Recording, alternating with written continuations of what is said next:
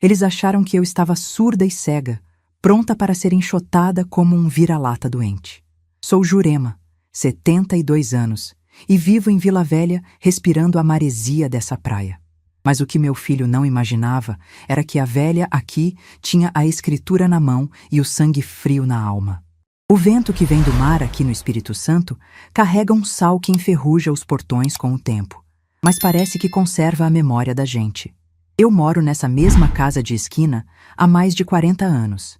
Foi erguida tijolo por tijolo, com o suor do meu falecido marido, um homem que trabalhava no Porto de Vitória de sol a sol, e com os meus calos de ex-telefonista. Durante 30 anos da minha vida, eu sentei diante de um painel cheio de cabos, conectando pessoas, escutando recados, entendendo o tom de voz de quem estava do outro lado da linha. Uma telefonista aprende cedo que o ser humano revela seu verdadeiro caráter quando acha que ninguém importante está ouvindo. Eu aprendi a ter paciência, a ser observadora e, principalmente, a saber o momento exato de cortar uma ligação. Mas a gente nunca acha que vai precisar cortar a linha da própria carne. Meu filho, Marcelo, voltou para a minha casa há 8 meses. Ele tinha 45 anos nas costas, um casamento falido e uma empresa que faliu deixando dívidas que eu nem gosto de imaginar. Quando ele bateu no meu portão, com 2 malas e uma cara de cachorro sem dono, meu coração de mãe falou mais alto. A gente sempre acha que pode consertar os pedaços dos nossos filhos, não importa o tamanho do estrago. Arrumei o quarto de hóspedes, limpei as gavetas, passei a fazer o prato preferido dele no almoço. Pensei que seria uma fase, um momento para ele se reerguer e seguir o caminho dele. No começo, ele era só gratidão. Beijava minha testa, elogiava a comida, dizia que eu era o anjo da guarda dele. Mas a gratidão, para certas pessoas, tem prazo de validade curto. Água mole em pedra dura tanto bate até que fura, e a verdadeira natureza do Marcelo começou a vazar pelas beiradas. Assim que ele conseguiu um emprego novo e começou a ganhar um dinheirinho, a postura mudou. Ele já não pedia licença, ele entrava. Ele já não perguntava se podia mudar o canal da televisão, ele simplesmente tomava o controle remoto da minha mão. E então, ele trouxe a Vanessa. Vanessa era a nova namorada. Uma moça de uns 30 anos, que andava com o nariz tão empinado que parecia querer cheirar as nuvens. Desde o primeiro dia que pisou na minha casa, eu vi o olhar dela varrendo a minha sala com desprezo. Eu estava servindo um café fresco nos meus copos de vidro Duralex âmbar, aqueles marronzinhos que eu guardo com o maior cuidado desde a década de 80. Ela pegou o copo com a ponta dos dedos como se estivesse segurando um inseto morto e deu um sorriso de lado para o Marcelo. Eu me calei, fiquei na minha. A minha sala é o meu santuário. No canto, tenho a minha cristaleira antiga de madeira de lei, onde guardo minhas louças de domingo e uma coleção de dedais que venho juntando desde que era moça. Perto da janela fica a minha samambaia chorona, que eu rego todo santo dia e que despenca verde e viçosa até quase encostar no chão. É uma casa com cheiro de vida vivida, de assoalho encerado, de maresia e de memórias. Mas para a Vanessa era apenas um lugar velho, habitado por uma mulher velha. Com o passar das semanas, a situação foi piorando. Marcelo começou a agir como se eu fosse uma inquilina indesejada na minha própria residência. Ele reclamava do volume do meu rádio de manhã, reclamava do cheiro do alho que eu refogava para o almoço, reclamava até do jeito que eu andava arrastando um pouco o chinelo por causa da dor no joelho. Eles chegavam tarde, faziam barulho, deixavam a cozinha virada do avesso, e eu, como uma boba, engolia seco e limpava tudo no dia seguinte. O que é do homem o bicho não come, eu pensava, acreditando que a vida logo daria um jeito de tirar aqueles 2 do meu caminho. Até que chegou aquela terça-feira. O dia estava lindo lá fora. O céu de Vila Velha estava de um azul sem fim, e o vento trazia aquele cheirinho bom de mar. Eu tinha passado a tarde inteira tranquila. Tomei meu banho, vesti um vestido de algodão limpo que eu guardava no fundo do armário. Eu sempre coloco umas bolinhas de naftalina nas gavetas de baixo para espantar as traças, um costume antigo que me faz lembrar da minha própria mãe. O cheiro fica na roupa, é verdade, mas é um cheiro de cuidado, de zelo com o pouco que a gente tem. Eu estava sentada no sofá da sala, com o meu velho álbum de fotografias no colo.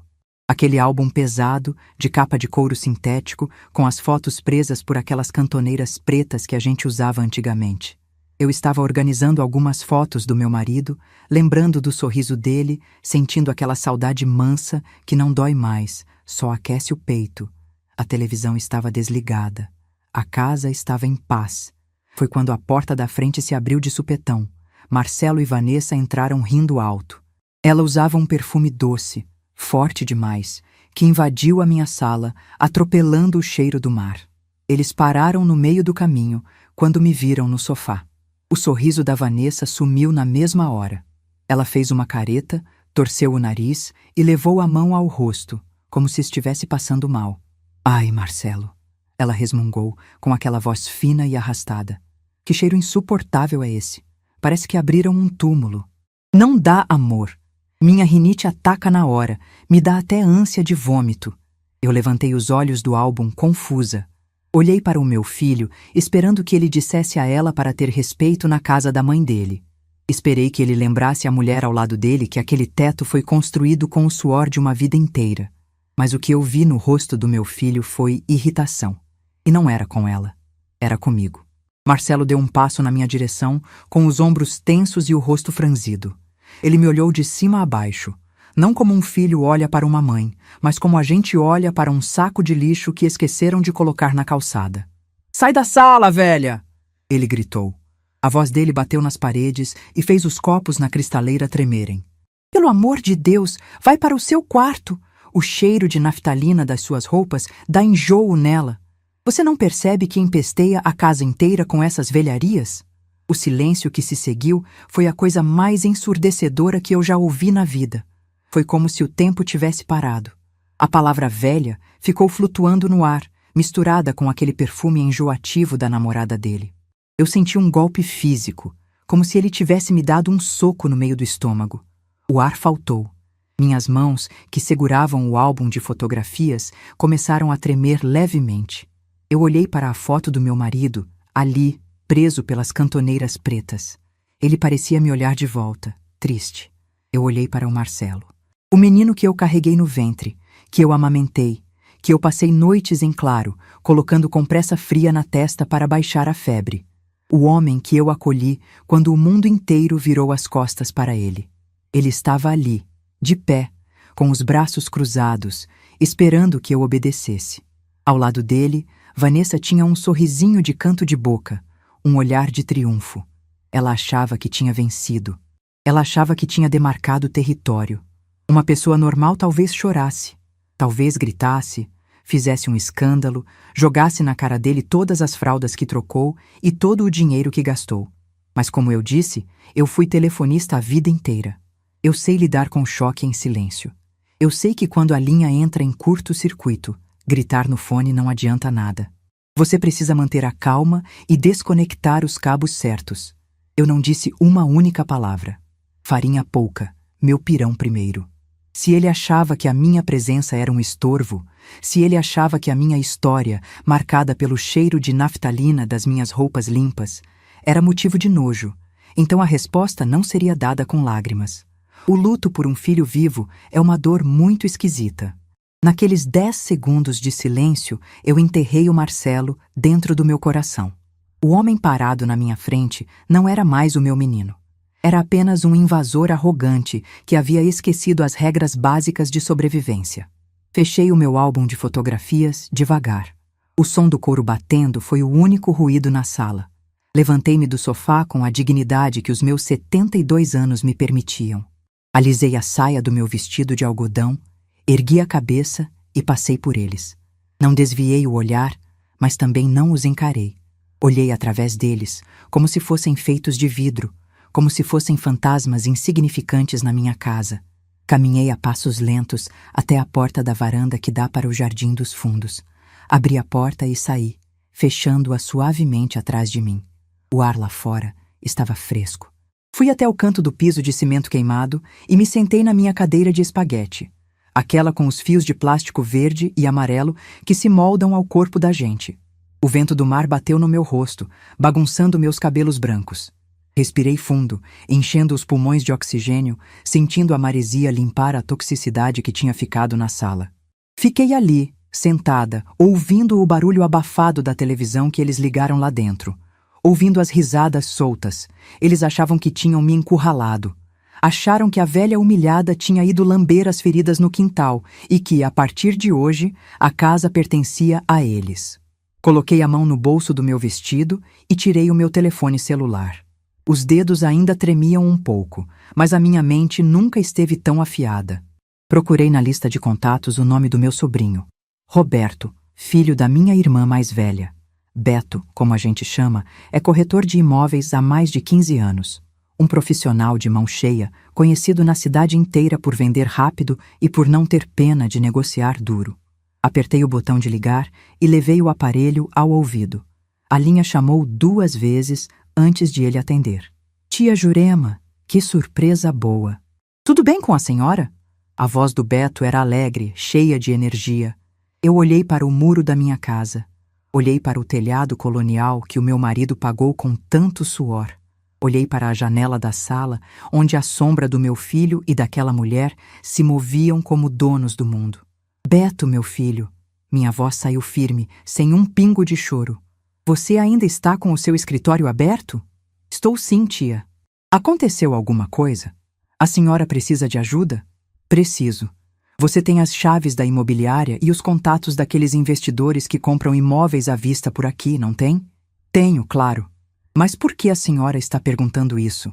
Eu encostei a cabeça nos fios de plástico da cadeira de espaguete e deixei um sorriso frio desenhar os meus lábios. Quem avisa amigo é, mas eu nunca fui de avisar. Eu sou de agir. Porque eu tomei uma decisão, Beto. Pode anunciar a casa hoje mesmo. Vende.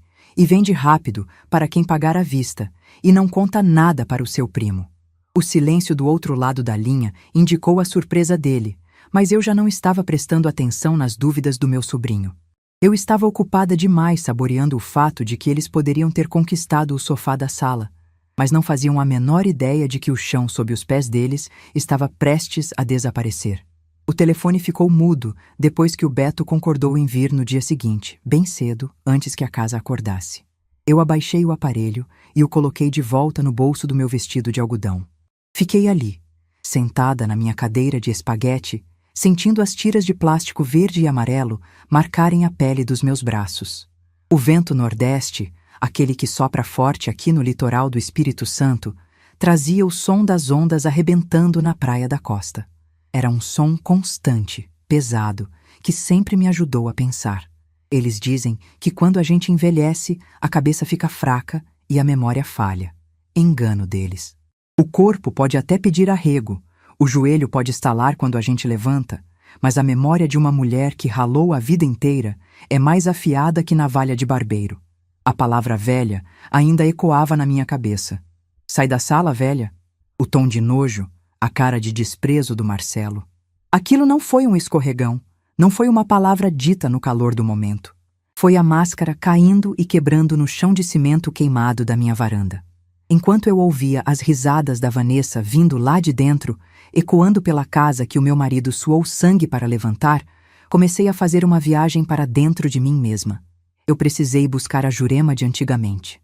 A mãe amorosa que fazia bolo de cenoura e passava pano na casa cantando Roberto Carlos havia acabado de morrer na sala de estar. Agora, quem precisava assumir o controle era a Jurema telefonista. Fechei os olhos e quase pude sentir o peso do fone de ouvido de baquelite apertando minhas orelhas. Lembrei dos meus 20 e poucos anos, sentada diante daquele painel gigantesco na central telefônica em Vitória. Eram centenas de luzes piscando, dezenas de cabos pendurados. Cada luz era uma voz, cada cabo era um destino. Eu passava 8 horas por dia conectando o prefeito, o delegado, o médico, o padeiro e o marido infiel. Eu ouvia sussurros, gritos, ameaças e declarações de amor. Naquela época, os homens engravatados achavam que mandavam no mundo, mas quem segurava a comunicação da cidade nas pontas dos dedos éramos nós, as moças do painel. Uma vez, me lembro bem, um fazendeiro de café lá de Colatina engrossou a voz comigo porque a ligação para o Rio de Janeiro estava demorando. Ele me chamou de incompetente, de burra. Eu não alterei a voz, não chorei. Eu simplesmente puxei o pino dourado do buraco e desconectei a vida dele. Deixei o homem falando sozinho com o silêncio por 2 horas. Eu sempre soube o poder que eu tinha nas mãos. Eu decidia quem falava e quem ficava mudo. E sentada no meu quintal, percebi que o Marcelo havia esquecido com quem estava lidando. Ele achava que eu era apenas uma senhora que cheirava a naftalina e assistia a novela. Ele não fazia ideia de que eu ainda sabia exatamente como puxar o pino e cortar a linha da vida mansa que ele estava levando às minhas custas. Levantei da cadeira de espaguete. A dor fina no nervo ciático deu o seu alarme de costume, mas eu a ignorei. A dor é só um aviso de que a gente ainda está viva. Caminhei devagar pela lateral da casa, beirando o muro chapiscado que o meu falecido Antenor pintava de branco todo mês de dezembro. Ah, o Antenor. Meu peito apertou de uma saudade boa, misturada com uma indignação profunda. Antenor era estivador no porto. Chegava em casa cheirando a maresia, a óleo diesel e a suor honesto. As mãos dele pareciam 2 lixas de parede de tanto carregar saca de café e container.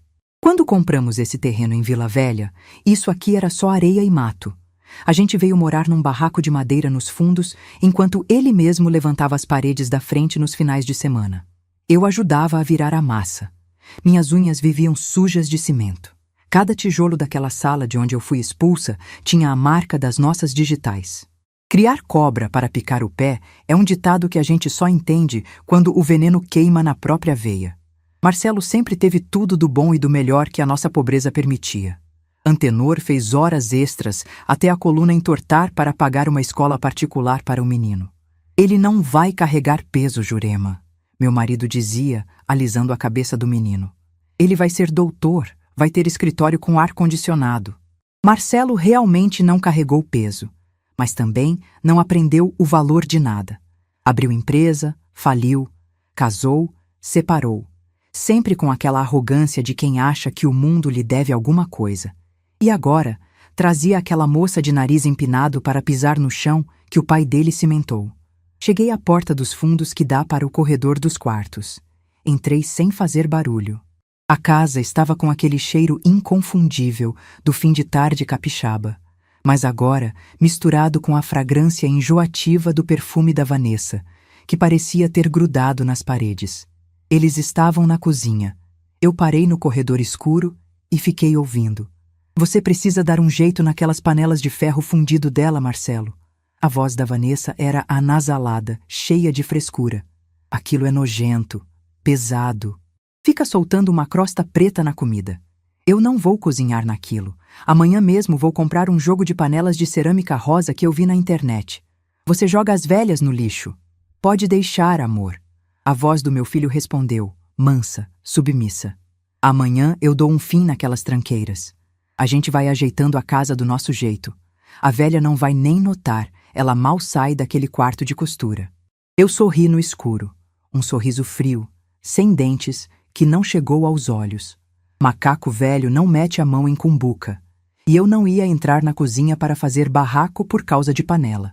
As minhas panelas de ferro fundido, que o Antenor trouxe de uma viagem a Minas Gerais há 30 anos, não iriam para o lixo. Eles é que iriam. Caminhei silenciosamente até o meu quarto e tranquei a porta com a chave. Aquele era o meu reduto. O cheiro de lavanda e, sim, o toque suave de naftalina no ar me abraçaram como um chale quente. Liguei o meu abajur antigo, aquele com a cúpula de franjas que eu comprei numa feira de antiguidades na Praça do Papa. A luz amarela e fraca iluminou o ambiente. Fui direto para o meu guarda-roupa de jacarandá maciço. Uma peça pesada, imponente, que ocupava quase uma parede inteira.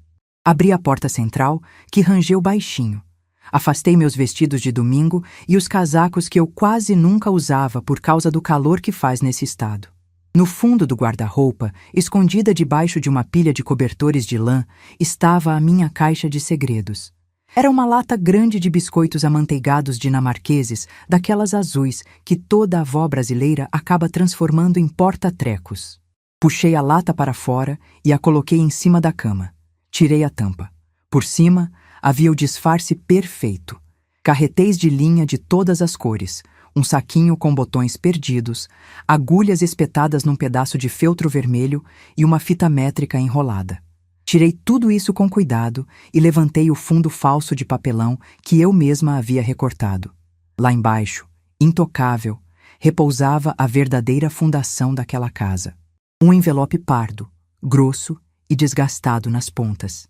Peguei o envelope com as duas mãos, sentindo a textura áspera do papel, e me sentei na beira da cama. Desamarrei o barbante que fechava a aba e comecei a tirar os documentos, espalhando-os sobre a colcha de retalhos. O primeiro papel era a certidão de óbito do Antenor. Passei o dedo sobre o nome dele, engolindo a seco. Logo abaixo estava o documento que importava: a escritura pública de compra e venda e o registro do imóvel. Desdobrei o papel selado do cartório. Lá estavam os carimbos, as assinaturas e as palavras mágicas impressas com a tinta preta de uma máquina de escrever antiga. O terreno era grande, de esquina. Com o passar dos anos e o crescimento de Vila Velha, a nossa rua pacata havia se tornado uma via importante, a poucas quadras do shopping e da praia. Construtoras viviam rondando o bairro, oferecendo fortunas para derrubar as casas antigas e levantar prédios de apartamentos minúsculos. O Beto já tinha me falado que o meu terreno valia ouro no mercado imobiliário atual. Mas o detalhe mais importante daquela escritura não era o valor, era o nome. Quando o Antenor faleceu, fizemos o inventário. O Marcelo, na época, estava louco para abrir a sua primeira empresa de importação, que viria a quebrar 2 anos depois. Ele precisava de dinheiro vivo. Então, nós fizemos um acordo no cartório. Eu usei todas as minhas economias da aposentadoria e o seguro de vida do Antenor para comprar a parte do Marcelo na herança. Ele assinou um documento abrindo mão de qualquer direito sobre o imóvel, passando 100% da propriedade para o meu nome. Em troca, levou o dinheiro que torrou em viagens e negócios mal feitos. Ele pegou o dinheiro na época e riu, dizendo que não importava, porque um dia a casa seria dele de novo quando eu morresse. Ele sempre tratou a minha morte como um evento financeiro a favor dele. Passei a mão sobre essa escritura. Proprietária exclusiva, Jurema Alves da Silva. Não havia usufruto dividido. Não havia contestação legal. A casa era minha. A terra era minha. Os tijolos eram meus. Marcelo era, perante a lei e perante Deus, apenas um hóspede de favor. Um hóspede que havia acabado de ofender a dona da pensão. Continuei vasculhando o envelope. Tirei os carnês do IPTU. Todos os boletos estavam grampeados com os respectivos comprovantes de pagamento da lotérica, pagos religiosamente em dia, com o meu dinheiro, da minha pensão do INSS. Contas de luz, contas de água, tudo no meu nome, tudo pago por mim. Desde que o Marcelo voltou para casa há 8 meses, com o rabo entre as pernas, ele não havia contribuído com um único centavo para a manutenção do lar. Ele achava que comprar 2 caixas de cerveja no sábado e pagar a internet da casa lhe dava o título de chefe da família. Papagaio come milho, periquito leva a fama, não é mesmo? Mas a minha busca não parou por aí. Eu precisava de munição completa. Uma boa telefonista não corta a ligação sem antes ter certeza de que escutou toda a conversa. Fui até a minha penteadeira, que tem um espelho oval meio manchado de umidade nas bordas, e abri a primeira gaveta. Tirei de lá uma caderneta de capa dura preta. Eu sou do tempo em que a gente anotava tudo no papel. Ao longo desses 8 meses, enquanto o Marcelo achava que eu estava na sala assistindo o programa de culinária com cara de tonta, eu estava prestando atenção. Eu via as correspondências que chegavam e que ele amassava e jogava no fundo da lixeira. Quando ele saía para trabalhar, eu pegava os papéis, desamassava e lia. Avisos de cobrança do banco, cartões de crédito estourados, notificações de protesto em cartório no nome da empresa que ele dizia que estava se reerguendo. Abri a caderneta e olhei as minhas anotações. Marcelo estava quebrado, falido até o pescoço. O emprego novo dele mal pagava os juros do que ele devia. A pose de homem de negócios bem-sucedido que ele fazia para a Vanessa era uma farsa completa. Ele a trouxe para morar aqui não porque queria apresentar a namorada para a mãe. Ele a trouxe porque o contrato de aluguel da kitnet, onde ele estava antes, havia sido quebrado por falta de pagamento. Ele não tinha para onde ir, e muito menos como bancar os luxos que aquela moça de nariz em pé exigia. Eu era o bote salva-vidas dele. E ele, na sua infinita burrice e arrogância, havia decidido furar o bote porque não gostou da cor da borracha. Fechei a caderneta com um estalo seco. O quebra-cabeça estava montado na minha cabeça. O poder não é sobre quem grita mais alto na sala. O poder é sobre quem tem as chaves das portas e as senhas dos cadeados. Eles podiam ter a juventude, a arrogância e os planos de jogar as minhas panelas no lixo. Mas eu tinha a lei, a posse e a paciência de quem passou 30 anos desatando nós em fios de telefone. Levantei da cama e parei em frente ao espelho oval da penteadeira. Olhei para a Jurema refletida ali. Os cabelos brancos ralos, as rugas profundas ao redor da boca, as manchas senes nas costas das mãos. A sociedade olha para essa imagem e vê fragilidade. Vê alguém que deve ser empurrada para o canto, silenciada, tolerada apenas até a hora da leitura do testamento.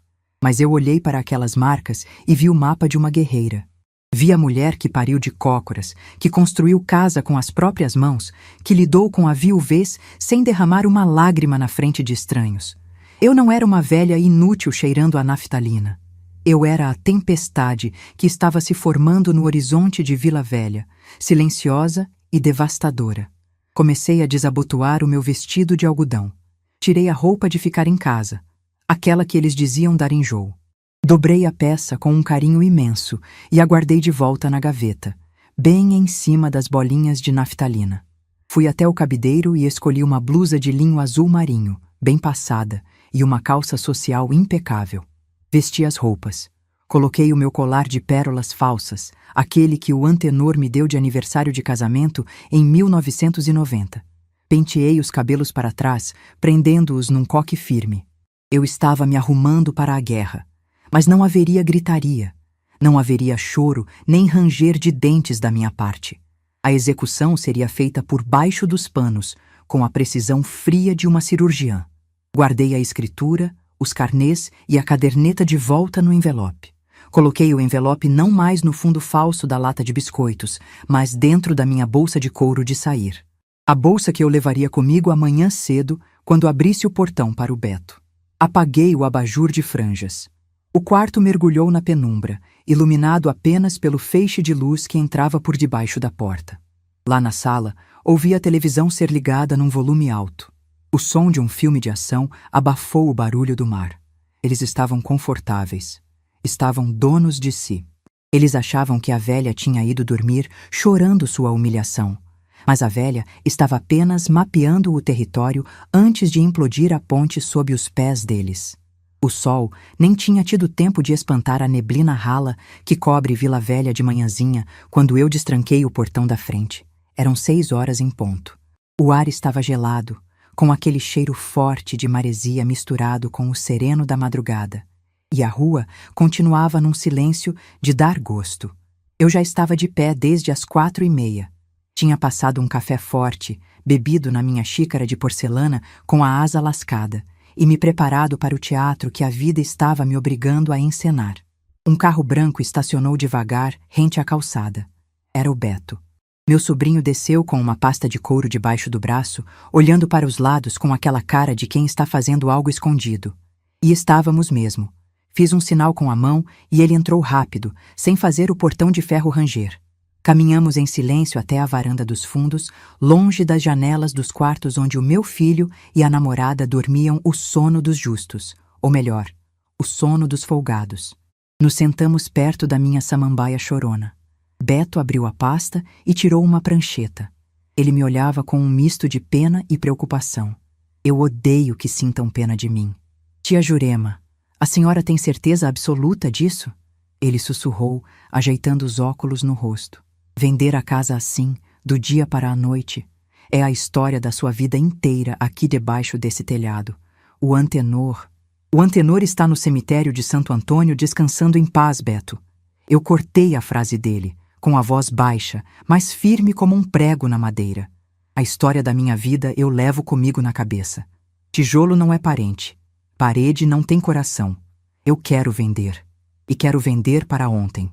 Você falou com o pessoal daquela construtora?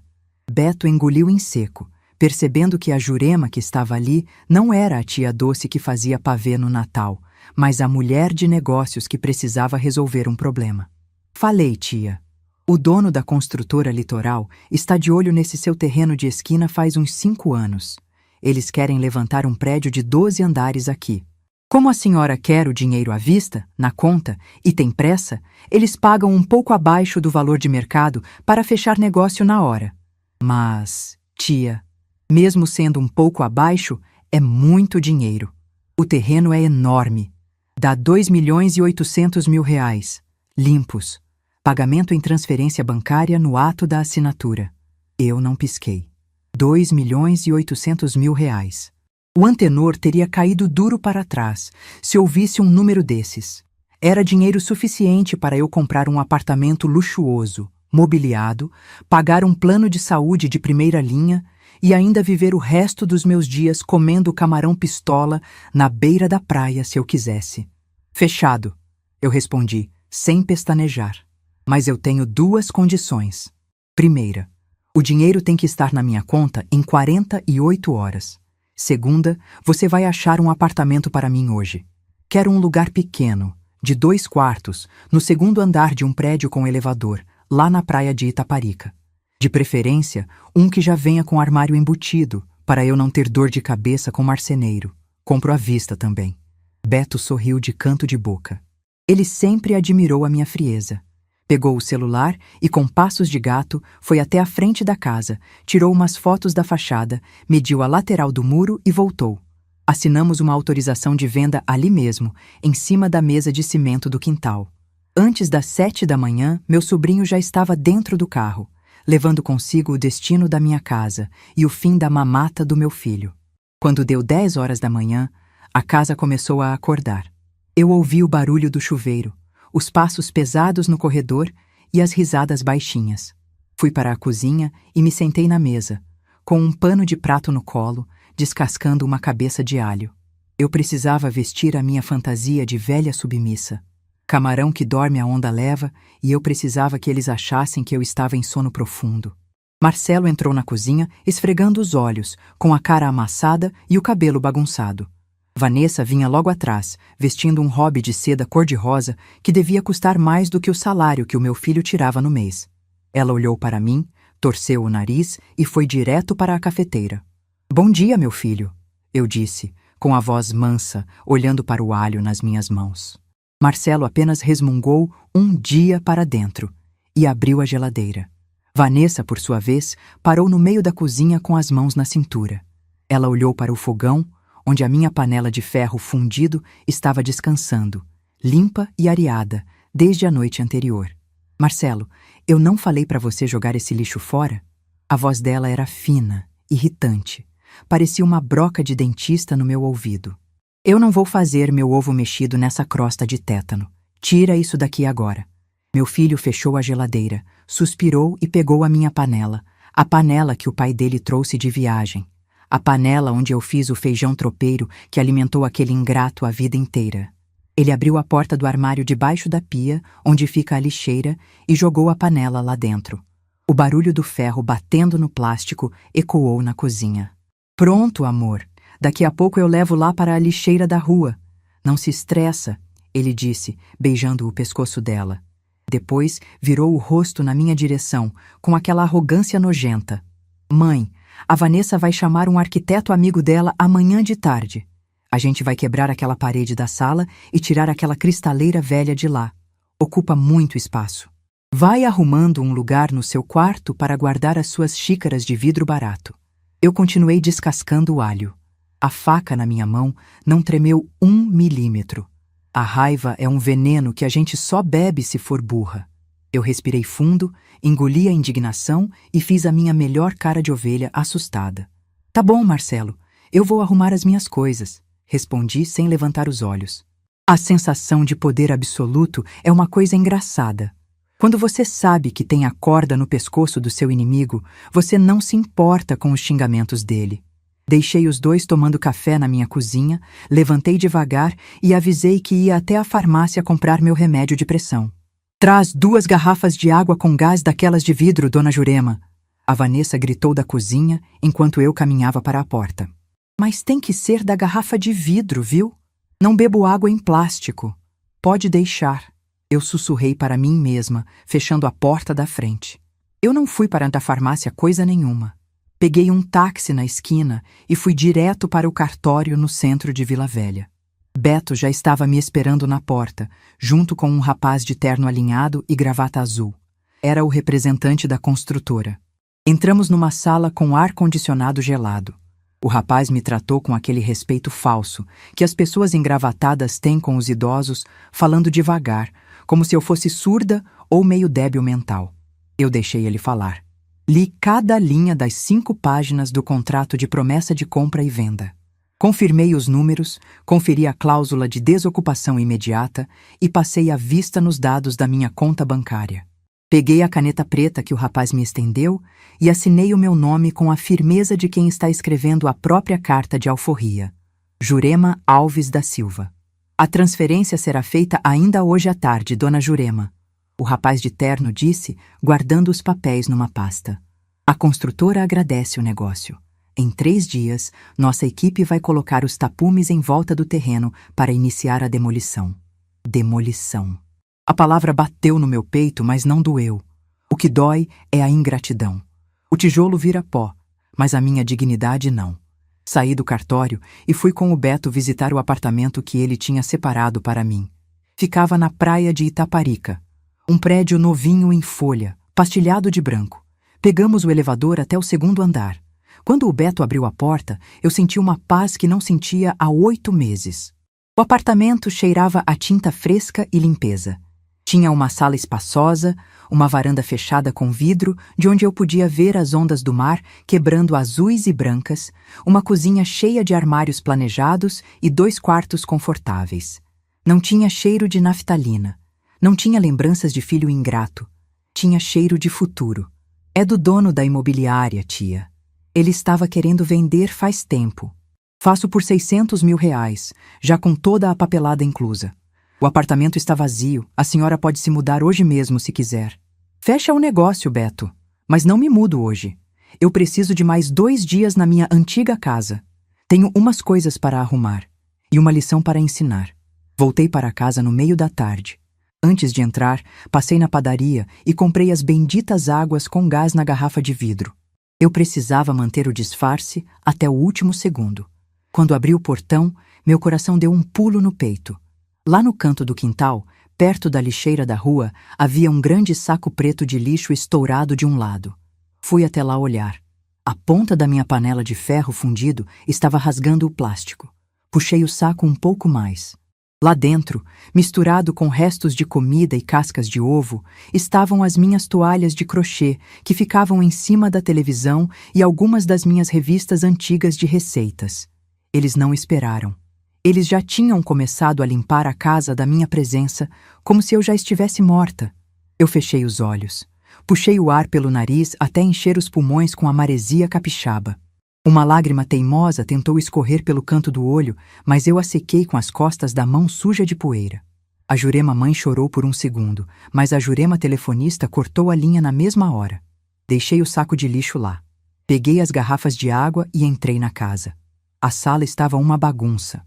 Marcelo e Vanessa estavam esparramados no meu sofá, assistindo a um filme numa televisão que eles mesmos trouxeram na semana anterior.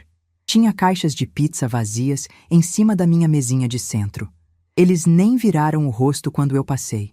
Fui direto para o meu quarto, tranquei a porta e deixei as garrafas de água em cima da cômoda. A noite chegou rápida. O barulho do vento nas telhas coloniais abafava os ruídos da rua.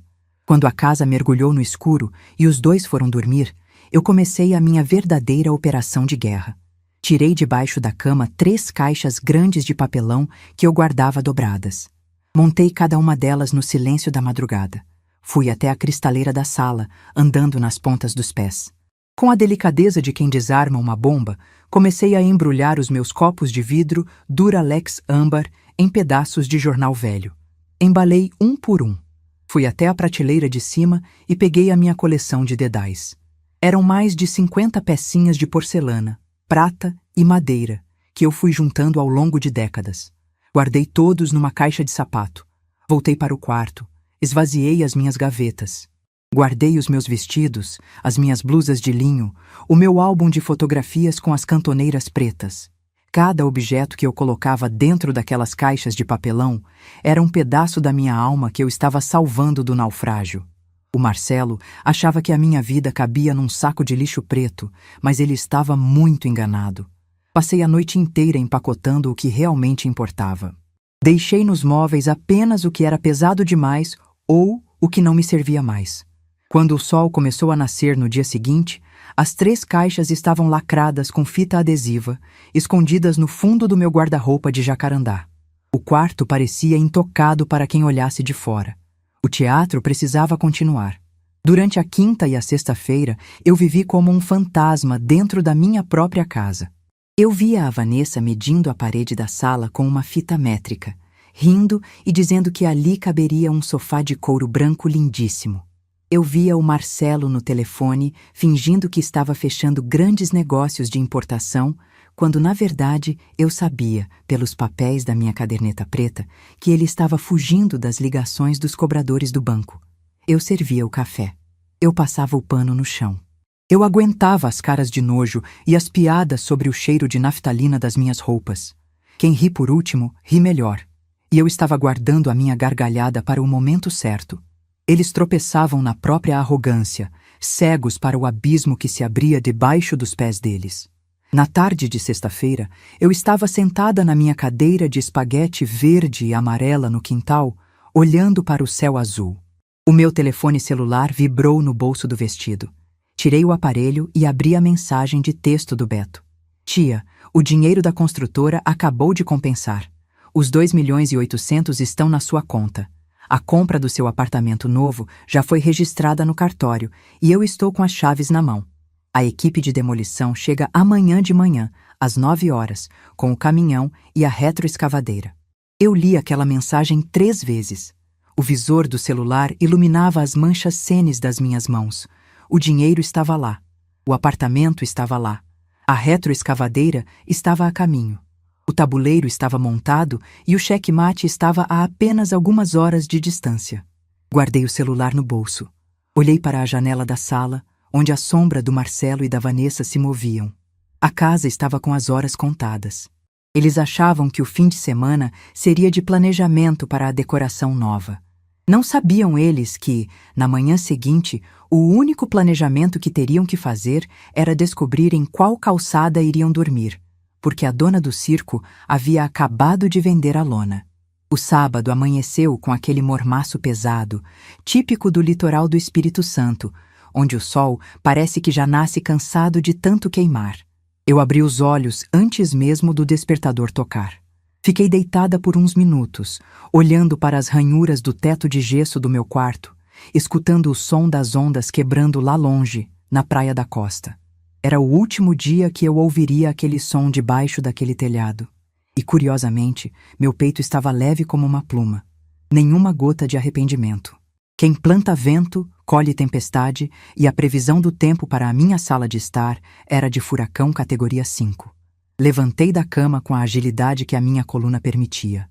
Fui para o banheiro, tomei um banho frio para despertar o corpo e a alma. Quando voltei para o quarto, não vesti roupas de ficar em casa.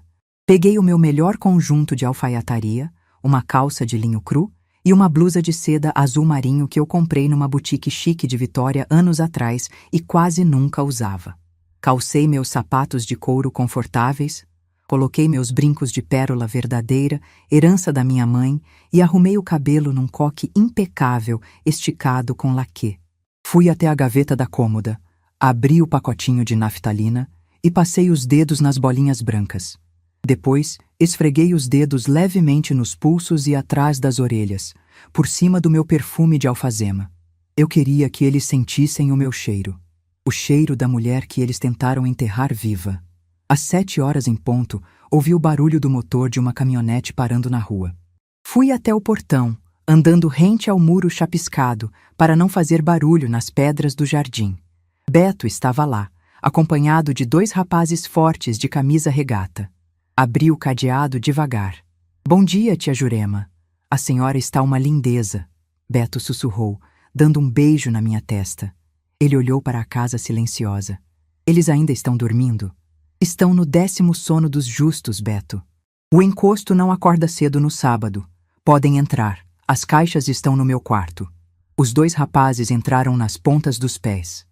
Foram até o meu guarda-roupa de jacarandá maciço e pegaram as 3 caixas de papelão onde eu havia guardado os meus copos Duralex âmbar, minha coleção de dedais, meus álbuns de fotografia e as poucas roupas que me importavam.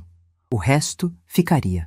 Eu não ia levar cama velha, não ia levar sofá com cheiro de traição. O apartamento novo em Itaparica já me esperava com móveis limpos e cheirando a cera fresca. Em menos de 15 minutos, as caixas estavam na caçamba da caminhonete. Beto me entregou um molho de chaves brilhantes com um chaveiro de acrílico da imobiliária. Sua casa nova, tia. A senhora quer ir agora? Ainda não, meu filho, eu disse, apertando as chaves na palma da mão até o metal marcar a pele. Pode ir na frente com os rapazes e deixar as coisas lá. Eu preciso ficar para assinar o recibo da entrega que vai chegar daqui a pouco. Beto deu um sorriso de lado, aquele sorriso de quem sabe que a bomba vai explodir e está feliz por estar a uma distância segura. Ele entrou na caminhonete e foi embora. Fechei o portão e voltei para a cozinha. Fiz um café bem forte. O cheiro do pó torrado invadiu a casa, mascarando o perfume enjoativo que a Vanessa deixava impregnado nos corredores. Sentei na cadeira de madeira, peguei a minha xícara de porcelana com a asa lascada e fiquei bebericando, olhando para o relógio da parede. 8h30. 9 menos 20. O ponteiro vermelho dos segundos girava, e a cada volta o reinado do Marcelo encolhia um pouco mais. Às 8h55, o corredor rangeu. Passos arrastados. Marcelo entrou na cozinha coçando a barriga, vestindo uma bermuda de tactel amassada e sem camisa.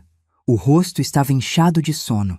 Logo atrás dele vinha a Vanessa, enrolada no tal hobby de seda cor-de-rosa, segurando o celular na altura do rosto, já rolando a tela de alguma rede social. Eu estava sentada, com as costas retas, a xícara na mão e a minha bolsa de couro no colo. Marcelo parou no meio do caminho quando me viu arrumada daquele jeito. "Vai para algum velório, mãe?" Ele perguntou com aquela voz carregada de preguiça e ironia. "Quase isso, Marcelo", respondi, dando um gole no café. Vanessa revirou os olhos, sem tirar a atenção do telefone celular. "Amor, não esquece que o arquiteto chega às 10 horas", ela disse, com aquela voz anasalada que parecia arranhar o azulejo da cozinha. "Ele vai trazer a planta em 3D para a gente ver como a sala vai ficar depois que derrubar aquela parede do corredor. E a gente precisa medir o espaço onde ficava aquela cristaleira horrenda para encomendar o barzinho espelhado." Marcelo abriu a geladeira, pegou uma jarra de suco e bebeu no gargalo. "Relaxa, vida. Hoje a gente resolve tudo. Já falei para a velha ir esvaziando as gavetas daquele móvel podre. Eles falavam de mim como se eu fosse um vaso de planta murcha no canto do cômodo. Como se eu não tivesse ouvidos, não tivesse alma. O que é do homem, o bicho não come, e a fatura deles estava prestes a ser cobrada com juros e correção monetária. Foi exatamente às 9 horas em ponto que o chão da cozinha tremeu. Não foi um tremor leve. As janelas de vidro canelado bateram nos caixilhos de alumínio. Um ronco ensurdecedor de motor a diesel invadiu a rua silenciosa, ecoando pelos muros das casas vizinhas. Parecia que um monstro de metal tinha acabado de estacionar na minha calçada. Imediatamente depois, ouviu-se o som de correntes pesadas batendo, de vozes masculinas gritando ordens e o estrondo metálico de placas de alumínio sendo jogadas no asfalto. Vanessa deu um pulo para trás assustada, derrubando o celular no chão. Marcelo engasgou com o suco e tossiu, limpando a boca com as costas da mão. "Que inferno de barulho é esse logo cedo?" Marcelo esbravejou, o rosto vermelho de raiva. "Essa vizinhança está virando uma favela. Deve ser obra na rua. Eu vou lá mandar esse povo calar a boca. A prefeitura não pode fazer barulho no sábado de manhã." Ele marchou para fora da cozinha, batendo os pés descalços no piso de cimento queimado do corredor. Vanessa foi atrás dele, resmungando sobre a dor de cabeça que aquilo ia dar. Eu não me apressei. Terminei o meu café, coloquei a xícara lascada na pia com todo o cuidado do mundo. Alisei a minha calça de linho, Coloquei a alça da bolsa de couro no ombro e caminhei a passos lentos, firmes e calculados em direção à varanda da frente.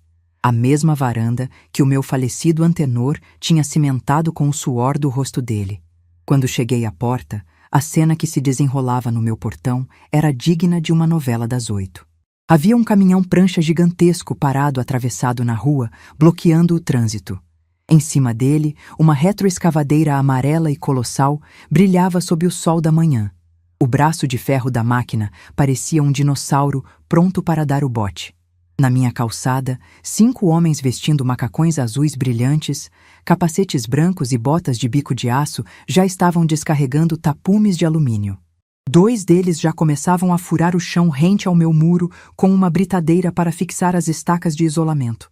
Marcelo estava agarrado às grades do portão, sacudindo o ferro enferrujado feito um macaco na jaula. Ei! Ei, seus idiotas! Ele berrava com as veias do pescoço saltando. Parem com essa merda agora! Vocês estão no endereço errado. O que vocês pensam que estão fazendo na frente da minha casa? Um homem baixo, atarracado, com uma prancheta na mão e um rádio comunicador pendurado no cinto, se aproximou do portão. Ele tinha a cara fechada de quem já lidou com muito maluco na vida. Era o encarregado da obra. Bom dia, cidadão! O encarregado disse com a voz grossa, olhando para a prancheta. Não tem nada de errado aqui não. Rua das Gaivotas, número 180, lote de esquina. Ordem de demolição total com limpeza de terreno para a construtora Litoral. A gente tem que isolar a área hoje. Marcelo soltou uma gargalhada nervosa, daquelas que a pessoa dá quando o cérebro não consegue processar a realidade. Demolição? Você é louco, cara? Essa casa é minha. Eu moro aqui. Vai demolir a casa da sua mãe. Tira essa máquina daqui agora ou eu chamo a polícia. Vanessa, parada atrás dele, abraçava o próprio corpo, olhando apavorada para a retroescavadeira amarela. O arquiteto que ela tanto esperava certamente não precisaria fazer planta 3D de um monte de escombros. Eu destranquei a porta da varanda e dei 2 passos para a frente. O vento bateu no meu rosto, trazendo o cheiro forte da maresia misturado com o óleo diesel do caminhão. A melhor combinação que eu já havia sentido na vida. Não precisa chamar a polícia, Marcelo. A minha voz saiu limpa, cortando o barulho da rua como uma tesoura afiada. O Sr. Valdir está apenas fazendo o trabalho dele. Marcelo virou para trás num solavanco. Ele me olhou de cima a baixo. Olhou para a minha calça de linho, para a minha bolsa, para a minha postura ereta. A ficha começou a tentar descer, mas o ego dele era gordo demais para deixar a verdade passar fácil. Do que você está falando, velha? Você chamou esses caras para fazer alguma reforma maluca? Eu não te dei permissão para mexer na fachada. Manda eles irem embora. Eu desci os 3 degraus da varanda e caminhei até o portão. Fiquei de frente para o meu filho. O homem de 45 anos, falido, encostado, que achava que o mundo devia lhe estender um tapete vermelho. A mulher do hobby de seda atrás dele me olhava com os olhos arregalados, começando a entender que o chão estava desaparecendo. Abri o zíper da minha bolsa de couro. Tirei de lá o envelope pardo pesado e o abri devagar, saboreando cada segundo daquela operação cirúrgica. Puxei a cópia do contrato de venda e a escritura pública com o carimbo fresco do cartório. O Sr. Valdir não veio fazer reforma, Marcelo, eu disse, entregando os papéis na mão trêmula dele. Ele veio colocar a casa no chão, porque a casa não é sua, nunca foi. A casa era minha. E agora pertence à construtora Litoral. Marcelo olhou para os papéis. Os olhos dele saltavam das letras garrafais do contrato para as assinaturas no final da página. Ele piscava rápido, como se tentasse acordar de um pesadelo. Vendida! A voz dele falhou. O tom arrogante sumiu, substituído pelo ganido de um cachorro atropelado. Como assim vendida? Você não pode vender a casa. Eu sou herdeiro. Metade disso aqui é minha, do meu pai. Eu dei um sorriso frio. O sorriso da telefonista que acabou de encontrar o cabo solto e vai desconectar a ligação principal. Você faltou às aulas de matemática, meu filho? Ou a sua memória falhou por causa das noitadas que você bancou com o dinheiro do inventário do Antenor? Há 20 anos, no cartório da praça, eu comprei a sua parte. Você pegou o dinheiro da minha aposentadoria, assinou a renúncia e torrou tudo em viagens, e naquela espelunca de empresa que você afundou. A escritura está no meu nome. Proprietária exclusiva, Jurema Alves da Silva. Eu posso vender para quem eu quiser, pelo preço que eu quiser. E eu vendi. Vanessa deu um passo à frente com o rosto desfigurado pelo pânico. O teatro de moça rica tinha desmoronado. Marcelo! Ela gritou, a voz estridente como uma sirene. O que essa velha louca está dizendo? Como assim a casa não é sua? Você me disse que a casa era herança sua. Você me disse que a gente ia reformar e morar aqui. Você disse que a velha ia para um asilo. Eu olhei para a Vanessa. O nojo que ela sentia de mim no primeiro dia agora era medo puro. Eu meti a mão na bolsa de novo e tirei a minha caderneta de capa preta. Ele disse isso, foi, minha filha? Eu perguntei, abrindo a caderneta na página onde eu havia anotado os podres dele. Mentira tem perna curta. O Marcelo não tem dinheiro nem para comprar o reboco dessa parede que você queria derrubar. O seu grande empresário aqui está com o nome sujo em 3 bancos.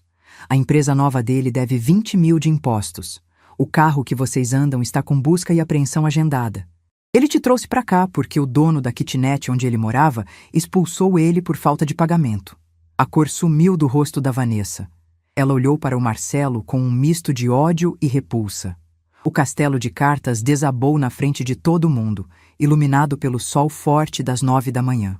É verdade isso, Marcelo? Ela rosnou, apertando os punhos. Você está falido? Você me trouxe para morar de favor na casa da sua mãe porque você é um quebrado? Marcelo não respondeu a ela. Ele estava paralisado, olhando para o contrato de venda na mão dele. O cérebro dele finalmente tinha lido a parte que importava. Os números. 2 milhões. 2.800.000 reais. Ele sussurrou, levantando os olhos úmidos na minha direção. Mãe, você pegou quase 3 milhões de reais. Onde está esse dinheiro? Mãe, me ajuda. Eu preciso pagar umas coisas. A gente compra outra casa, a gente divide. A audácia do canalha não tem limites. Mas o meu estoque de paciência maternal tinha sido esvaziado, varrido e lavado com cloro. O dinheiro está numa conta bancária que você nunca vai descobrir a senha, eu respondi, olhando no fundo da alma dele. Eu comprei um apartamento lindo, de frente para o mar, com varanda de vidro, e eu vou morar lá, sozinha, com os meus copos de vidro âmbar, com a minha coleção de dedais e com a minha paz. Eu dei um passo mais perto da grade do portão e respirei fundo, ostensivamente, fechando os olhos. Sabe de uma coisa, Marcelo? O cheiro de naftalina das minhas roupas pode até dar enjoo nela. Mas o cheiro da ingratidão de vocês dois me deu ânsia de vômito. Vocês acharam que eu estava velha demais, burra demais. Acharam que a minha vida cabia num saco de lixo preto junto com as minhas panelas de ferro. Macaco que muito pula quer chumbo, e vocês pularam alto demais na minha sala de estar. O encarregado da obra, Sr. Valdir, que escutava tudo calado do lado de fora, pigarreou e bateu a caneta na prancheta. Com licença, dona Jurema, ele disse mantendo o respeito. A senhora já liberou o imóvel? A equipe precisa começar a arrancar as portas e janelas antes de o trator entrar derrubando o telhado. A gente tem prazo. Eu olhei no meu relógio de pulso. Eu já liberei, Sr. Valdir. Mas os inquilinos clandestinos aqui ainda precisam pegar as escovas de dente. Dou a vocês 30 minutos, Marcelo. 30 minutos para vocês entrarem lá, colocarem as roupas de grife de vocês naqueles mesmos sacos de lixo preto que vocês gostam tanto e sumirem da minha propriedade, porque às 9h40 aquela máquina amarela vai passar por cima do sofá onde vocês estavam sentados ontem rindo da minha cara. Você não pode fazer isso, Marcelo gritou, lágrimas de desespero e raiva escorrendo pelo rosto dele. Eu sou o seu filho. Você vai me jogar na rua? Vai me deixar sem teto? Que tipo de mãe faz isso? Eu arrumei a alça da minha bolsa de couro no ombro. A dor que eu senti meses atrás quando ele me enxotou da sala não estava mais lá. Só havia uma clareza cristalina. A clareza de quem sabe exatamente o seu valor. Eu sou o tipo de mãe que te deu teto a vida inteira e recebeu um "sai da sala, velha" como pagamento. Fui eu quem pariu, mas a vida é que vai terminar de te criar. O relógio está correndo, Marcelo. 29 minutos. Dei as costas para os dois e caminhei até o portão pequeno de pedestres. Destranquei o cadeado, passei para a calçada e fechei a grade atrás de mim com um estrondo seco. Não olhei para trás quando a Vanessa começou a berrar histericamente, estapeando o peito do Marcelo, xingando-o de fracassado, mentiroso e miserável. Não olhei para trás quando o Marcelo se jogou de joelhos no chão de cimento queimado da varanda, implorando para que eu voltasse. A linha tinha sido cortada. A chamada foi encerrada. Atravessei a rua pisando firme, sentindo o sol aquecer as minhas costas. Seu Valdir fez um aceno de cabeça para mim, com um sorriso de respeito que só os trabalhadores de verdade conhecem. Eu acenei de volta. Na esquina, o carro branco do Beto já estava estacionado, me esperando para me levar rumo ao meu novo reino de frente para o mar. Entrei no carro branco do Beto e fechei a porta com a suavidade de quem acaba de trancar um passado que não serve mais. Sentei no banco do carona, ajeitei a minha bolsa de couro no colo e olhei pelo vidro espelhado. O motor do caminhão rugia na rua, engolindo o som das gaivotas que costumavam cruzar o céu de Vila Velha nas manhãs de sábado. Beto deu a partida no carro, mas não acelerou de imediato. Ele olhou para mim, com as duas mãos no volante, esperando alguma reação. Talvez ele esperasse que a tia velha desabasse a chorar, que pedisse para voltar atrás, que tivesse pena do filho ajoelhado no cimento queimado da varanda. Mas a única coisa que eu fiz foi suspirar fundo, sentindo o ar-condicionado do carro secar o suor leve que se formava na minha testa. "Pode tocar para Itaparica, meu filho", eu disse, com a voz tão mansa quanto a maré em dia de calmaria. "O espetáculo aqui já terminou e eu não sou mulher de ficar assistindo as cortinas fecharem." Beto engatou a marcha e o carro começou a descer a rua. Quando dobramos a esquina, ouvi o primeiro estrondo. Um barulho seco, violento, de alvenaria cedendo sob o golpe de uma garra de aço. Era a parede da sala. A mesma parede que a namorada do meu filho queria derrubar para fazer um conceito aberto. Pois bem, a construtora Litoral estava fazendo o serviço de graça para ela.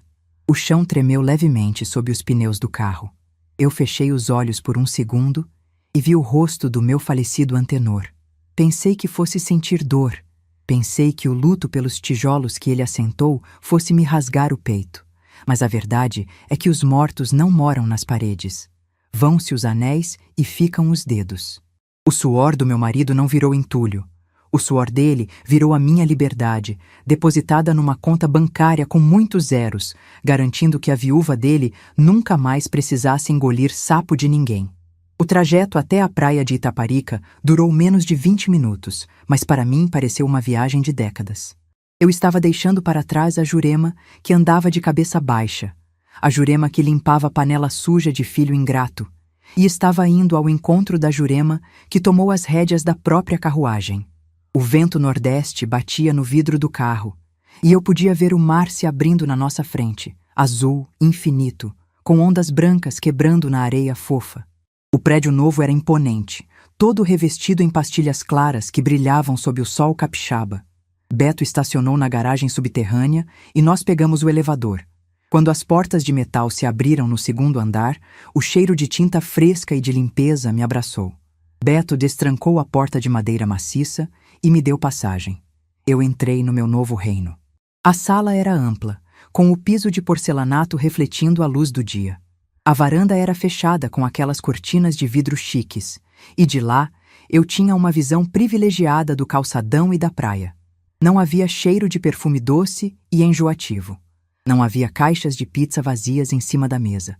Havia apenas silêncio, maresia e dignidade. As 3 caixas de papelão que os rapazes da mudança haviam trazido já estavam encostadas no canto da sala, junto com a minha velha cadeira de espaguete verde e amarela. Eu fiz questão de trazer a cadeira. Onde eu sento, eu planto a minha história. Beto me entregou o molho de chaves definitivo, deu um beijo demorado no alto da minha cabeça e disse que precisava voltar para a imobiliária. Ele sabia que eu precisava daquele momento sozinha. Fiquei no meio da sala vazia por um longo tempo. O silêncio era tão espesso que eu podia ouvir a minha própria respiração. Fui até a varanda, abri uma das folhas de vidro e deixei o cheiro do mar invadir tudo. Respirei fundo. A vida inteira a gente escuta que a velhice é o fim da linha. Que a mulher idosa tem que se encolher no canto, fazer tricô e esperar a morte chegar calada, agradecendo as migalhas de atenção que os mais novos deixam cair da mesa. Engano deles. A velhice é o cume da montanha. É de lá de cima que a gente enxerga o tabuleiro inteiro. Caminhei até as caixas de papelão e peguei um estilete na minha bolsa. Cortei a fita adesiva da primeira caixa. Ali dentro estava o meu verdadeiro patrimônio. Tirei um por um os meus copos de vidro Duralex âmbar, ainda embrulhados em folhas de jornal. Fui até a cozinha nova, com seus armários planejados branquinhos, e arrumei os copos na prateleira de cima. O vidro marrom, grosso e resistente, reluzia sob a luz de LED do armário. Aqueles copos sobreviveram a 30 anos de almoços de domingo. Sobreviveram a tombos, a mudanças e, principalmente, sobreviveram à arrogância de quem achava que o novo sempre é melhor que o antigo. Na segunda caixa, encontrei a minha coleção de dedais. 50 pecinhas de história. O dedal de porcelana portuguesa, o de madeira entalhada que comprei numa feira livre em Minas Gerais, o de prata que ganhei da minha mãe. Fui até a estante da sala e os alinhei com paciência de relojoeiro. Cada dedal era um lembrete de que a vida é feita de pequenos reparos, de costuras invisíveis que a gente faz para manter o tecido da família unido. Mas, às vezes, o pano rasga de um jeito que não tem conserto, e a gente precisa ter a coragem de jogar a camisa velha fora. Por fim, abri a última caixa. Tirei o meu álbum de fotografias com a capa de couro sintético pesado. Passei a mão sobre ele, sentindo a textura áspera. Sentei-me na minha cadeira de espaguete, ali mesmo no meio da sala, e abri na primeira página. A foto do Antenor, presa pelas cantoneiras pretas, me olhava. Ele estava encostado numa saca de café no Porto de Vitória, sorrindo largo, com a camisa suada e o rosto sujo de poeira. Nós vencemos, meu velho, eu sussurrei, passando a ponta do dedo sobre o papel fotográfico amarelado. O seu suor não foi em vão. O menino se perdeu no caminho, mas a sua Jurema continua de pé. O luto por um filho vivo é uma ferida que não sangra, mas lateja quando o tempo esfria. Eu amei o Marcelo com todas as forças que uma mãe pode ter. Eu dei o peito, eu dei o teto, eu dei o perdão incontáveis vezes. Mas o amor de mãe não pode ser uma corda para o filho enforcar a nossa dignidade. Aqui se faz, aqui se paga.